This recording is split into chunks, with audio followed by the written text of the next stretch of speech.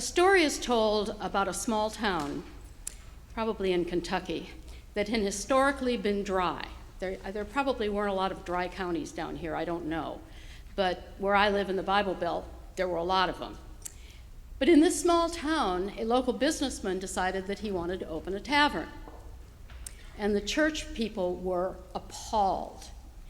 They planned an all-night prayer vigil to ask the Lord to intervene. And it just so happened that not soon, later that night, the church burned down. No, I just said that wrong. Oops, the bar burned down. What a great way to start. The bar burned down, and the owner of the bar sued the church. And they claimed that the prayer vigil, the people of the church, had caused the fire because they didn't want the tavern there. But the church hired their own lawyer, and who basically said, the church isn't responsible, this just happened. So the presiding judge, after his initial review, comes out and says, no matter how this case comes out, one thing is very clear. The tavern owner believes in prayer. The Christians do not. For those of you who do not know me, which is probably most of you, as Jim said, I'm a priest, but I'm also a business owner. And I struggle with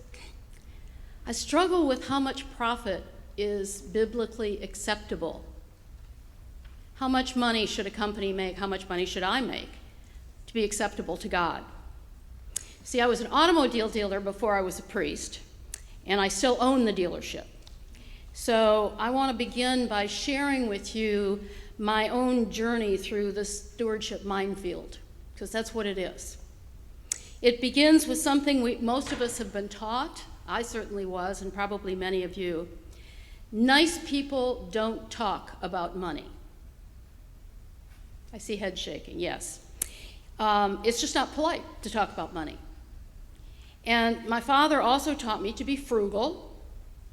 Even more important, he told me there is no such thing as a free lunch. Well, he was telling me that one day at lunch. He also made me pay for lunch.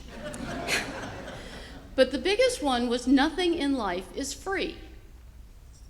And the combination of these teachings and my own work ethic put me on a strong career path after college. So I learned to work hard, and after a couple of false starts, I discovered that I was really good at what I was doing. And I was good at making money. So I like to work, and I have to admit, I was very fortunate. Being in the business world, I used money as a marker, because that's what business people do. It's a marker of success in our culture. And without realizing it, after a while, it also became a measurement of my own self-esteem, my own vision of my self-worth had become tied up with my success. What I accomplished seemed to be more important than who I was. So I wound up with a very successful career as a writer and producer of multimedia programs and big sales meetings and things like that. And I was rewarded for what society says is successful. Then my life changed completely when my father, at age 75, decided he might not be immortal. I don't think it had occurred to him before then. But he called and said, I was in Minnesota, he was in Kentucky, and he said, I want you to come down and learn the business. I want you to be able to take over the business. What I found out later is he wanted me to buy the business, but that's a totally different story. So I went into the car business, and I learned a lot, and worked hard. And again, I admit, I was very, very fortunate. And again, I was rewarded for what our culture says is successful. And without realizing it, I became overly attached to that image. So a major piece of my spiritual journey, my path in ministry, has been letting go of that cultural self-image. I found I needed to let God fill that space where the culture had been, to empty that out and let God fill me. So that spark of God exists in each of us. And all I had to do, and it's not easy, but all I had to do was pay attention to it and feed it. Feel gratitude for all that I had been given. The problem is, even now, when I go back to Kentucky, when I'm back in the business, even though I no longer believe any of that stuff, really, that's who they think I am. That's who they want me to be. And the problem is, for me anyway, it feels like being wallpapered.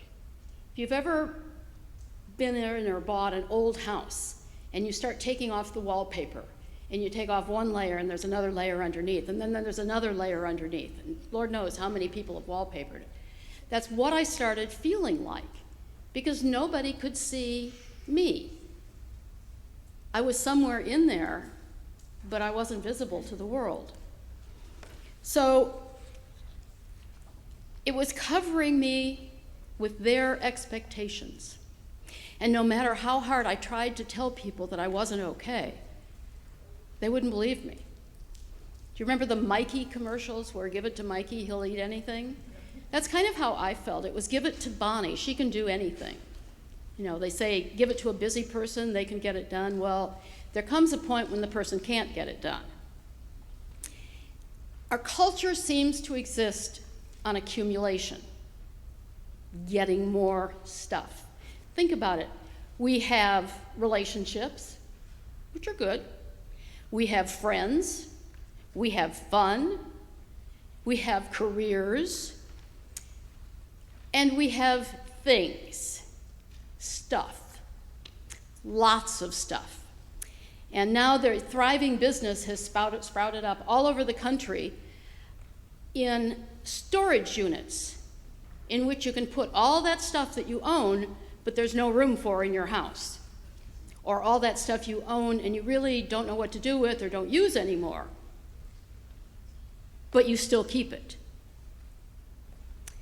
My spiritual journey has had everything to do with letting go of that language, giving up the idea that stuff was important, caring about what God desires in my life rather than the world's expectations, recognizing the incredible gift of grace that God has given us, and being there every day, receiving God's love.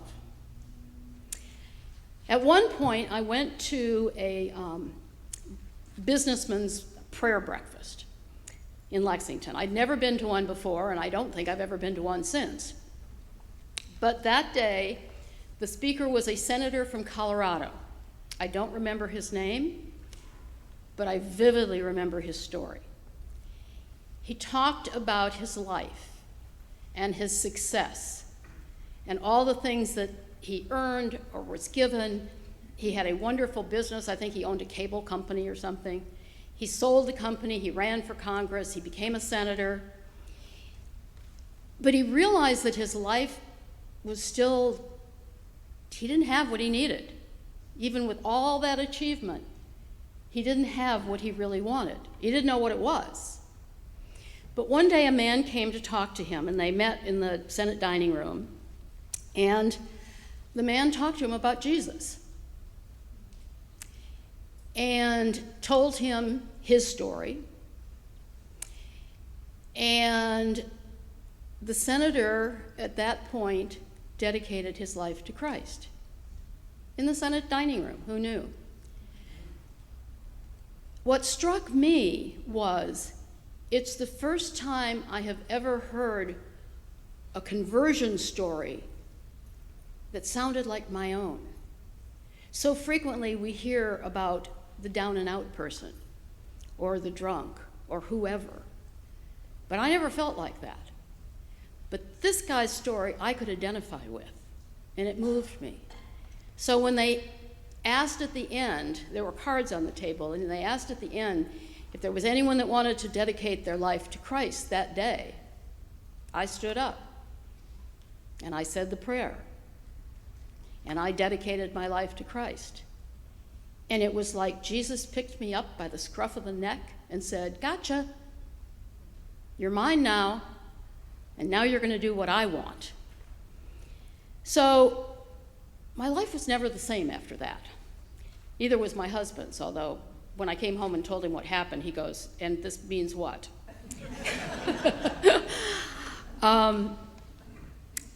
I guess I'm one of those rare Episcopalians that's had a born-again experience.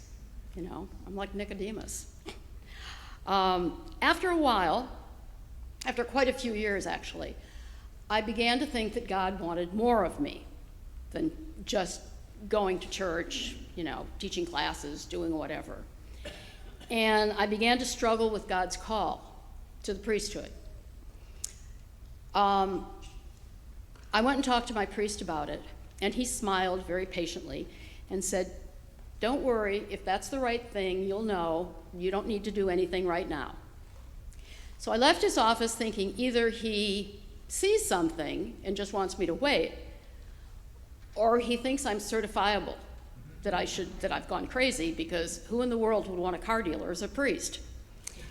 So I struggled for 5 years, I think. And finally one night, I woke up in the middle of the night and knew it was a call to the priesthood. I knew God was calling me. And when I went to see my priest again, he goes, "Oh, I'm so thankful you finally know, because it's been 5 years. And we all knew." And I said, "Why didn't you tell me? That would have been so much easier." And he said, "Because the process is going to be difficult, and you have to know it comes from God, not just from the church."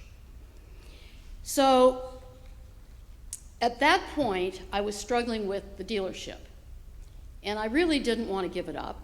I mean, I had over 100 employees, and their lives depended on it. So I asked God, do I really have to give it up? And about 6 months later, I was praying not quite the same thing as I prayed, "God, can't I give it up? Won't you let me sell it?"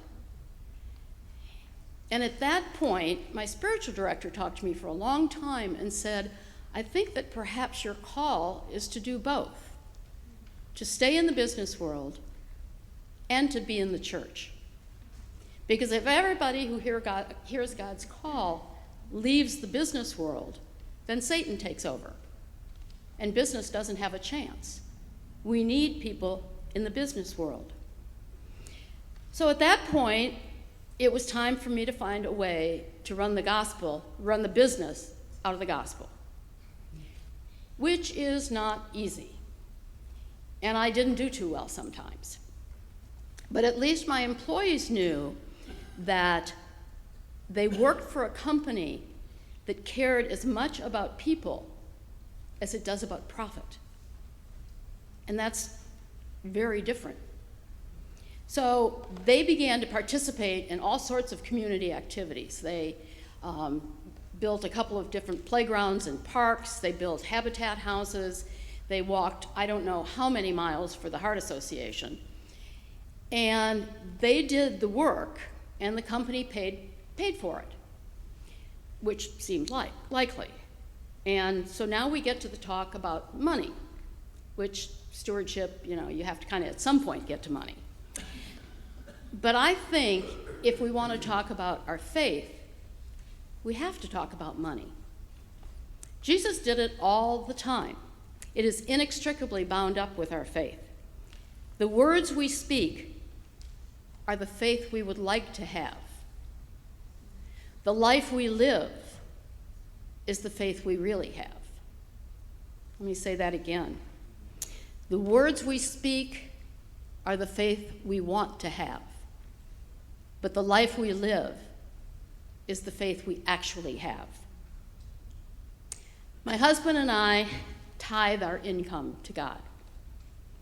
That means 10% of our salaries, investment, bonuses, whatever. The first 10% is not ours. I remember that discussion with my husband also. And he wanted to know if we were doing it on gross or net. And I explained to him if he ever wanted to have a tax refund and be able to keep it, he had to do it on gross. He goes, oh, okay. But we tithe our income because in many ways, to me, it is less about money than it is about attachment. Attachment.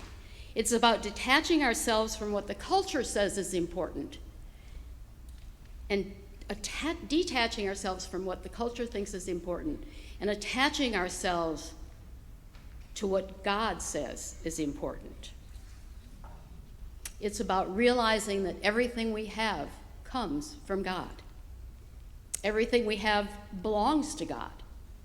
God has loaned it to us for free on a long-term lease. Just as long as we need it, we can use it.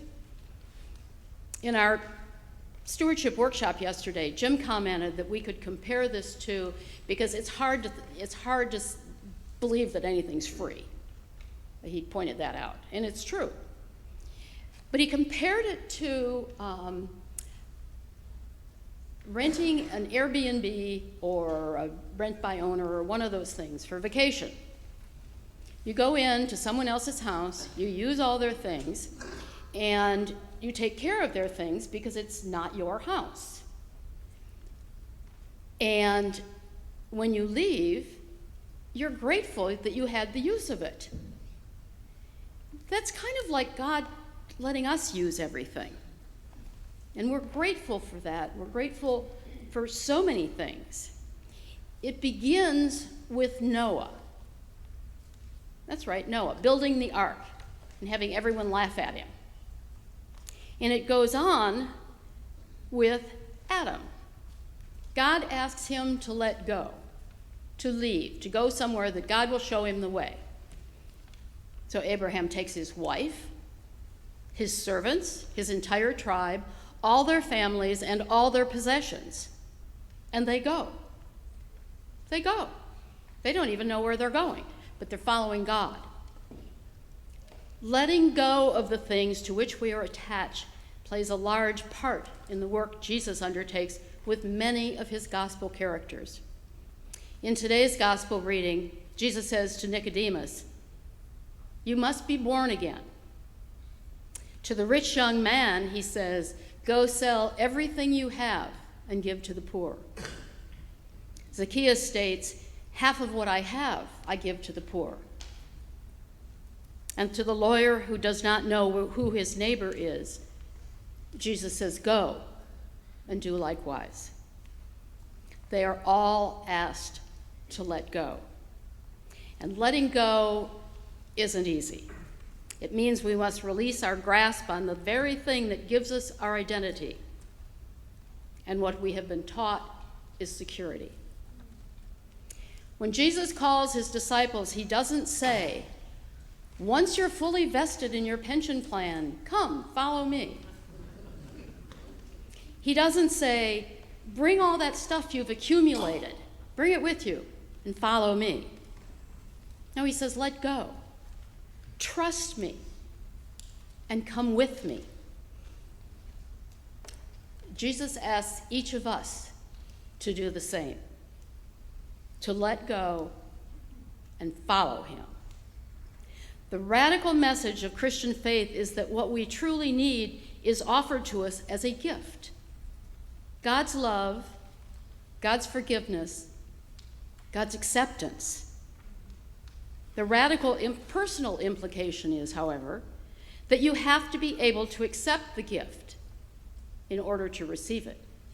It can be offered to you, but you have to accept it. Barbara Brown Taylor puts it like this: "You cannot accept God's gift if you have no spare hands to take it with. You cannot make room for it if your rooms are already full.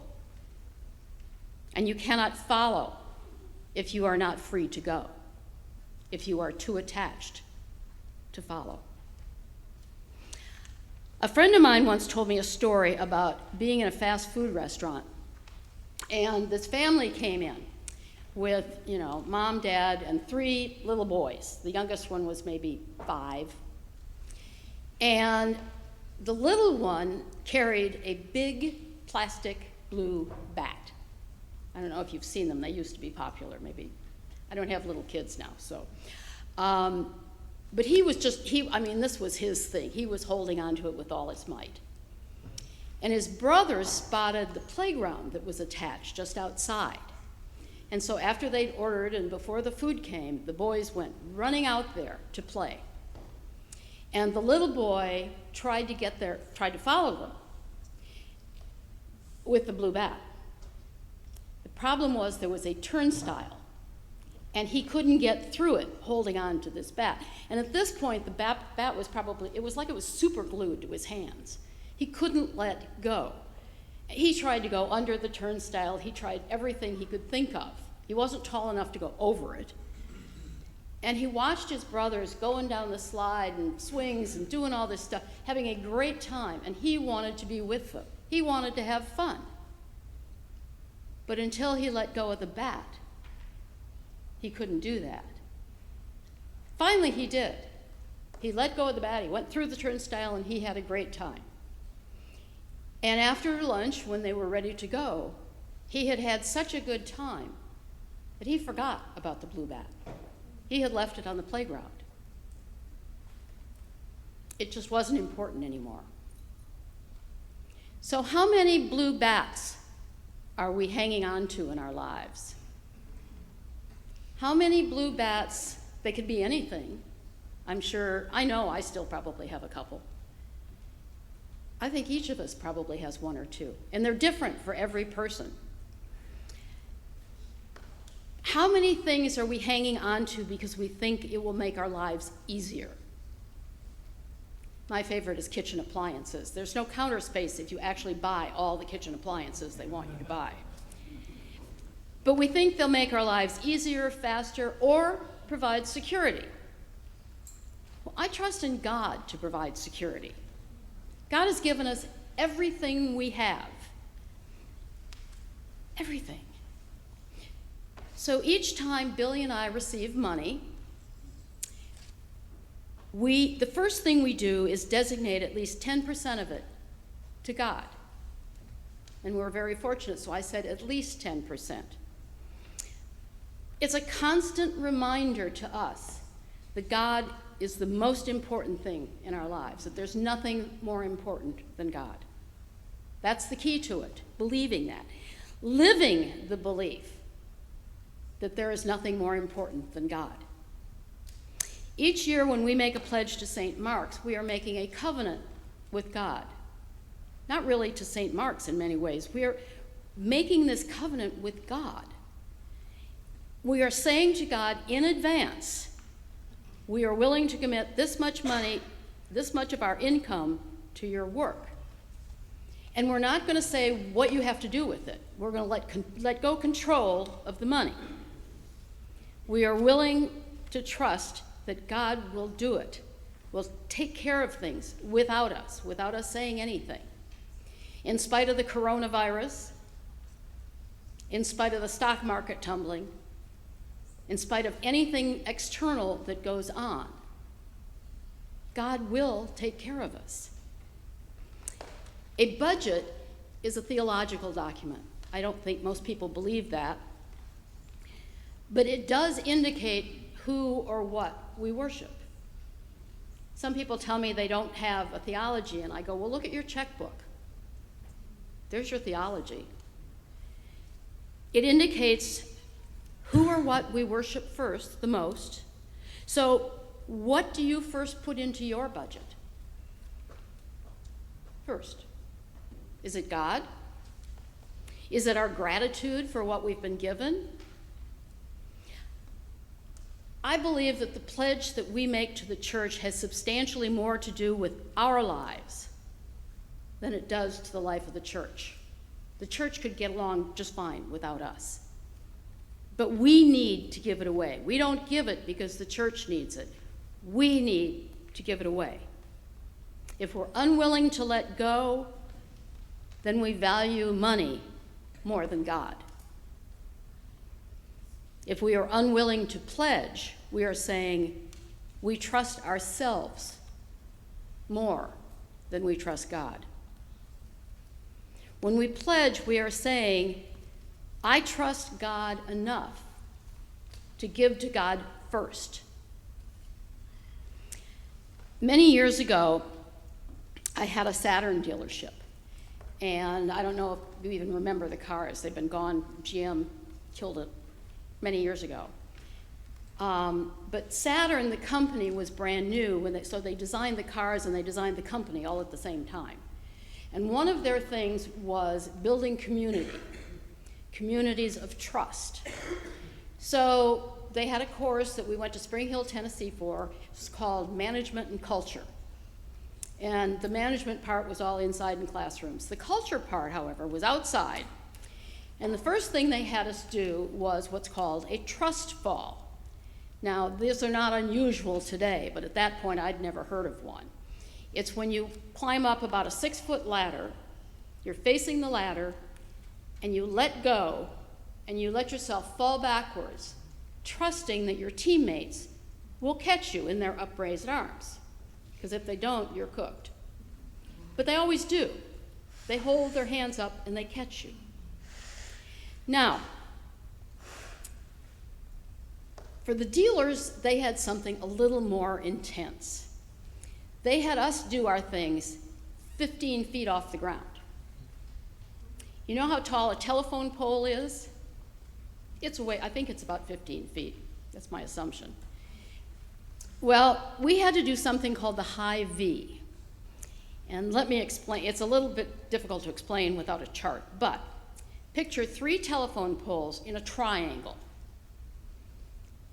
It's not equal sides. It's, the V is long, and then there's a space here, but the post at the end is the point of the V. And then the sides of the V come out this way, attached to 2 more telephone poles. So 2 people do it at the same time. Each telephone pole at the open end of the V has a ladder. And you climb up the ladder, below these 15 feet. And the point is there's a cable connecting those 2 to the 3rd pole, at which point is the point of the V. And you're supposed to walk down that cable to get to the point. That's the purpose. Well, they give you a rope. There's a rope attached to the pole where you start. So you can hold on to that rope to keep you steady. So you aren't, unless you're a high wire walker, this will keep you steady. And it worked. And I walked out, and I walked out, and I walked out, and all of a sudden, there was no more rope. I'd gone as far as I could with that piece of rope. And I was only halfway to the end. So I stood there and I thought about it, and I looked at the other gal that was doing it with me, and we looked at each other again, and we finally figured out that the only way we could do it would be to let go of the rope and trust that we'd catch the other person's hand. Now, before we came to that conclusion, of course, we both switched the ropes to the outside, and we were like, can we do this? But we couldn't. The only way to finish the exercise was to let go of the rope first and then grab the other person's hand and trust that that hand would be there. So we did. We got to the end. We were the first people to do it, and we were very proud of ourselves because we got to the end. But what does it look like to trust that way? What does it mean to let go when you're not 15 feet off the ground, when you're not at the top of a telephone pole? What does it mean in the real world? What does it mean for you? What is it that you're holding on to most tightly that you don't want to let go of? We're all trying to hold on to the rope which our culture has taught us is security. The problem is that very rope that we want to hold on to is what keeps us from being able to reach the hand of God, who offers us real security. And until we let go, we are unable to take God's hand, the hand which is always stretched toward us in invitation and love.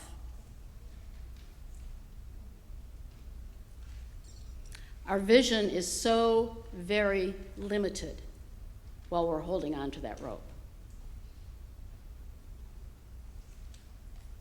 May God give each of us the grace to trust God more than ourselves, so that we can be caught and healed by the one who loves us more than life itself. Amen.